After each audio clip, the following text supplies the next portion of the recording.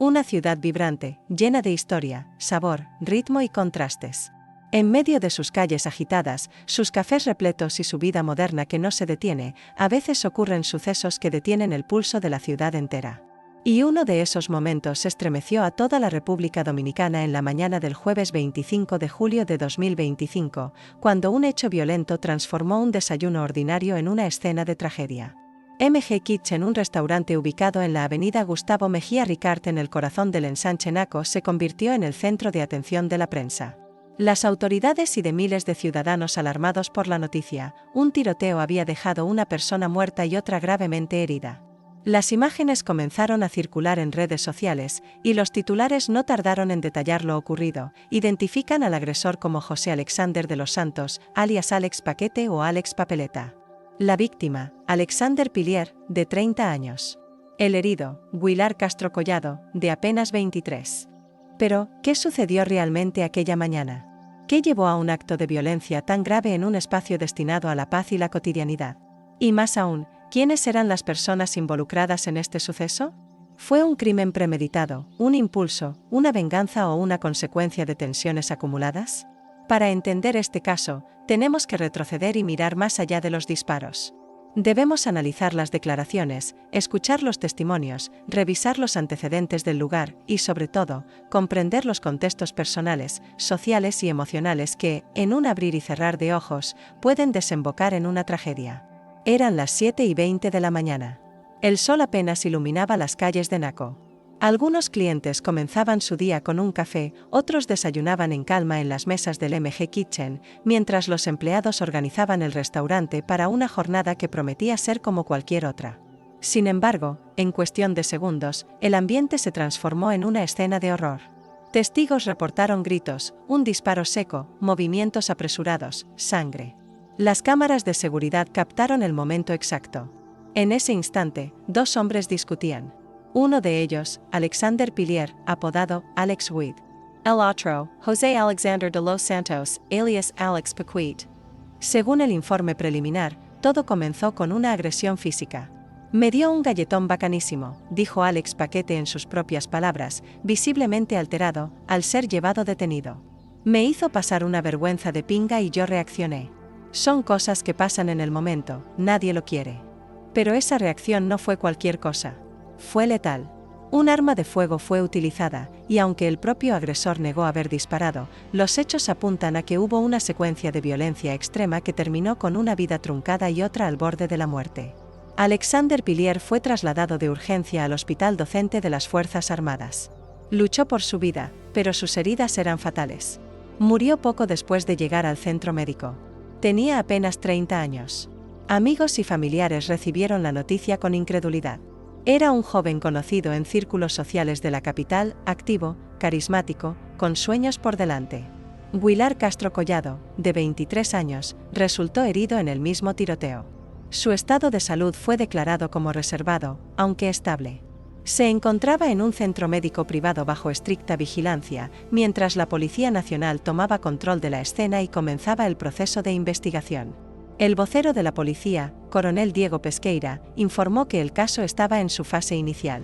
Se interrogaban a los empleados, se revisaban las cámaras de seguridad, se recogían evidencias balísticas. Cada detalle era importante: los casquillos, el arma, las posiciones, los movimientos antes y después del disparo. Porque en estos casos, la verdad está en los detalles. Y los detalles comenzaron a salir. José Alexander de los Santos, conocido como Alex Paquete o también como Alex Papeleta, fue detenido inmediatamente. En sus primeras declaraciones ante la prensa, afirmó que todo se debió a un conflicto pasional. Mencionó que la disputa giraba en torno a una mujer, cuyo nombre no fue revelado por razones de seguridad, pero que está bajo investigación. La frase, problemas pasionales, retumbó en los medios. No era la primera vez que un hecho de sangre se justificaba bajo esa sombrilla. Celos, humillaciones, tensiones acumuladas, todo eso puede conducir a la violencia cuando no existe un control emocional y cuando el acceso a armas de fuego es tan fácil. Sin embargo, había algo más. Algo que alarmó profundamente a los ciudadanos. Este no era el primer tiroteo ocurrido en MG Kitchen. Ya en el año 2022, el mismo restaurante había sido escenario de otra tragedia. En aquella ocasión, un hombre identificado como Edwin José Mejía Santana, propietario de la discoteca La Santa, fue asesinado y otras 2 personas resultaron heridas. Aquel suceso obligó al cierre temporal del local por parte del Ministerio de Interior y Policía, a través del COBA, el organismo de control de bebidas alcohólicas. 2 tiroteos fatales en un mismo establecimiento en menos de 3 años. ¿Casualidad? ¿Coincidencia? ¿O un síntoma de un problema mayor en la vida nocturna y diurna de Santo Domingo? El presidente de la Asociación de Dueños de Bares y Discotecas, Junior González, fue tajante al respecto: lo que ocurrió vino de otro lugar. Esas personas vinieron a desayunar y parece que tenían algo pendiente entre ellos. Aquí, mientras desayunaban, ocurrió el incidente. No queríamos que pasara, pero pasó. Y eso es precisamente lo que inquieta, que un desayuno cualquiera, en un lugar de aparente tranquilidad, pueda convertirse en el epicentro de un crimen pasional. La violencia, en estos tiempos, parece no tener horario ni espacio reservado. Puede irrumpir en cualquier rincón, sin previo aviso. Las redes sociales explotaron con teorías, comentarios, críticas. Algunos cuestionaban la seguridad en restaurantes, otros ponían en tela de juicio el control de armas, y muchos pedían justicia para Alexander Pilier. Surgieron también rumores sobre los antecedentes de los involucrados, sus relaciones, sus historias personales. La opinión pública comenzó a construir su propio juicio antes de que las autoridades completaran la investigación. En medio de este torbellino, el papel de la policía científica fue clave. Se rastrearon los casquillos, se examinó el arma recuperada, se cruzaron datos con las grabaciones de seguridad y los testimonios recogidos en el lugar. También se investigaba a fondo la relación entre los protagonistas y la mujer involucrada. ¿Era una disputa por celos? ¿Existía una amenaza previa? ¿Había antecedentes de violencia entre ambos? Todo indicaba que, aunque la agresión comenzó con un golpe, la tensión había empezado mucho antes. Tal vez semanas antes. Tal vez meses. Mientras tanto, la familia de Alexander Pilier lloraba su pérdida. Su nombre se convirtió en tendencia. Las imágenes de su rostro se multiplicaron en redes sociales con mensajes de duelo, indignación, impotencia. Tenía 30 años, una edad donde la vida aún está en construcción. Pero ese jueves, su historia se detuvo. Por otro lado, José Alexander de los Santos, el presunto agresor, enfrentaba un futuro incierto.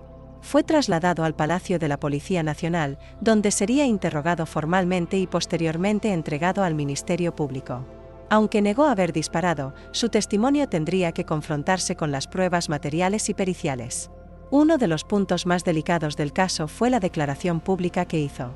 Con un tono casi informal, incluso desafiante, dijo: «Yo estaba tranquilo, él fue y me dio un galletón, yo reaccioné, son cosas que pasan en el momento, nadie lo quiere». Para muchos, esa declaración revelaba un problema mayor: la naturalización de la violencia, la incapacidad de resolver conflictos sin recurrir a la fuerza extrema.